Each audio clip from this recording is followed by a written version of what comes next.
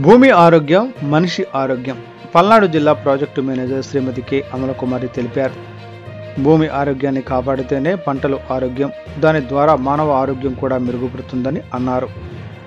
మంగళవారం ఎడ్లపాడు మండలం కొత్తపాలెం గ్రామంలో నిర్వహించిన పొలం పిలుస్తుంది కార్యక్రమంలో ఆమె పాల్గొని రైతులకు అవగాహన కల్పించారు. ఆమె మాట్లాడుతూ రైతులు తప్పనిసరిగా భూసార పరీక్షలు చేయించుకోవాలని, వాటి ఆధారంగా సాయిల్ హెల్త్ కార్డులు అందజేస్తామని తెలిపారు.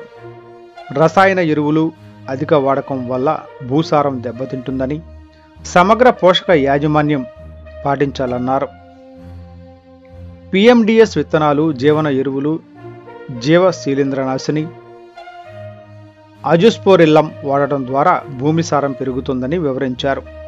ఘన జీవామృతం, ద్రవ జీవామృతం తయారీ విధానం మరియు వాటి ప్రయోజనాలను రైతులకు తెలియజేశారు. తరువాత ప్రతి పంట పొలాలను పరిశీలిస్తూ ప్రస్తుతం ప్రతి పంట 60 రోజుల దశలో ఉందని, పూత పిందె కాయలు వస్తున్నాయని తెలిపారు. రసం పీల్చే పురుగులు కనిపించాయని, నియంత్రణ కోసం ఎకరానికి 10 పసుపు అట్టలు, 8 లింగాకర్షణ బుట్టలు పెట్టుకోవాలని సూచించారు.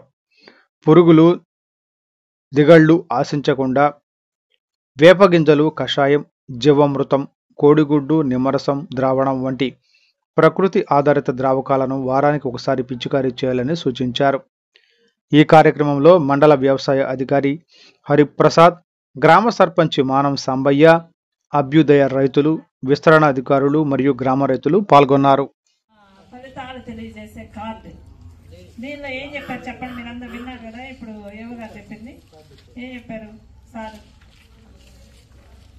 దీనిలో ఈ ఫేస్లు ఉన్నాయి చూసారా, రెడ్, ఆరెంజ్, గ్రీన్, ఎల్లో కలర్లో ఇచ్చారు.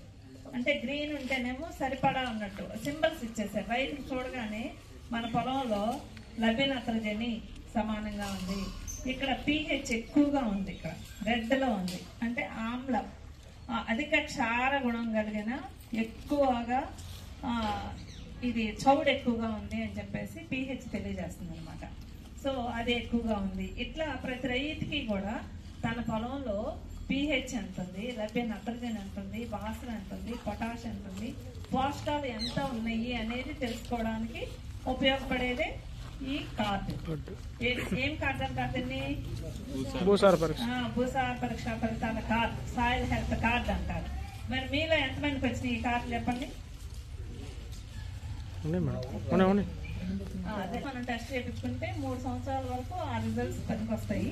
తర్వాత మనం ఏదైనా ఉండాలంటే నేలలో జీవం ఉండాలి.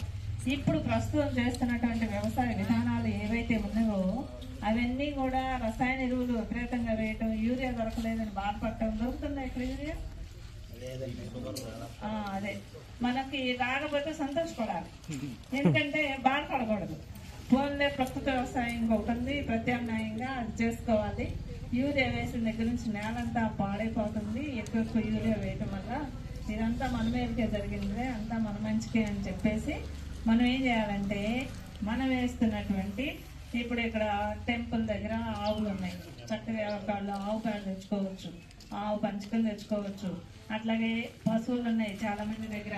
ఆ గేదెలు ఉన్నటువంటి ఆవు పేడ, ఆవు మొత్తం వీటన్నిటిని ఉపయోగించుకొని ఘనజీవామృతం, జీవామృతం ఏం లేదు, వాటిల్లో కొంచెం బెల్లము, శనగపిండి, కొంచెం మట్టి పుట్టమన్నం కలిపేసేసి చక్కగా ఉండలు చేసుకోవటం, లేదా జీవామృతం అంటే నీళ్ళల్లో వేసుకొని అవన్నీ కలిపి 15 రోజులకు ఒకసారి పొలానికి పాలించుకోవటం.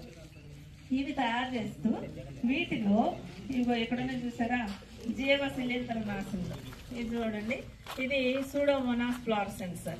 ఇదేంటంటే బ్యాక్టీరియా నాశిని. అంటే మనకి వచ్చేటటువంటి తెగుళ్ళు, పంటలకు వచ్చే తెగుళ్ళు ఏవైతే ఉన్నావో ఆ తెగుళ్ళ మీద తెగుళ్ళను కలుగజేసే బ్యాక్టీరియా మీద పనిచేసేటటువంటి బ్యాక్టీరియా ఇది సూడోమోనాస్ ఫ్లోరసెన్స్ అంటారు. దీనివల్ల ఏంటంటే మనకి ఇది 3 రకాలుగా ఉపయోగించుకోవచ్చు. ఒకటి విత్తన శుద్ధి చేయొచ్చు, రెండోది మనం ఘనజీవామృతంలోనూ, జీవామృతంలోనూ, లేదా పశువుల ఎరువులోనూ, వర్మీ కంపోస్ట్లోనూ కలిపి వేసుకోవచ్చు. మూడోది స్ప్రేయింగ్ కూడా చేసుకోవచ్చు. ఇన్ని విధాలుగా చేసుకోవచ్చు. తర్వాత ఇంకొకటి ఏంటంటే ఇది ట్రైకోడర్మా విరిడి. ఇప్పుడు మిరపలో విపరీతంగా తెగుళ్ళు వస్తున్నాయి, విల్ట్. విల్ట్ తెగులు వస్తుంది కదా, ఆ ఏంటి కొమ్మ ఎండు తెగులు, అది వచ్చిందంటే వరుసగా ఎండిపోతా ఉంటాయి. ఒక మొక్క చచ్చిపోయిందంటే దాని చుట్టూ మొక్కలు చచ్చిపోతాయి. ఒక 10 రోజుల్లో ఇంకా దాని చుట్టూ అట్లా అట్లా పెరిగిపోతూ ఉంటది. అలా ఈ ట్రైకోడర్మా విరిడి అనేది జీవ శిలీంద్ర నాశనం అనమాట. ఫంగై ఏదైతే శిలీంధ్రాలు ఉన్నాయో వాటి వల్ల వచ్చేటటువంటి తెగుళ్ళ మీద, ఆ తెగుళ్ళను కలుగు చేసే శిలీంధ్రాల మీద పనిచేస్తుంది.